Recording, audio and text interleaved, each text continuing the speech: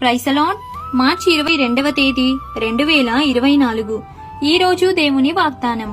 ప్రతి జనములోనూ ఆయనకు భయపడి నీతిగా నడుచుకొను వానిని ఆయన అంగీకరించును. అపోస్తుల కార్యములు 10వ అధ్యాయం 35వ వచనం.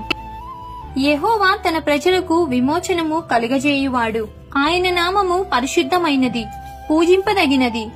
యెహోవా యందలి భయము జ్ఞానములకు మూలము. ఆయన శాసనములు అనుసరించు వారందరూ మంచి వివేచనము గలవారు. యెహోవా తన ప్రజలకు విమోచనము కలుగజేయువాడు. ఆయన నామము పరిశుద్ధమైనది, పూజింపదగినది. యెహోవా యందలి భయము జ్ఞానములకు మూలము. ఆయన శాసనములు అనుసరించు వారందరూ మంచి వివేచనము గలవారు. ఆయనకు నిత్యము స్తోత్రము కలుగుచున్నది.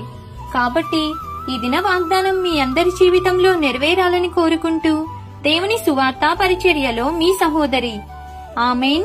God bless you.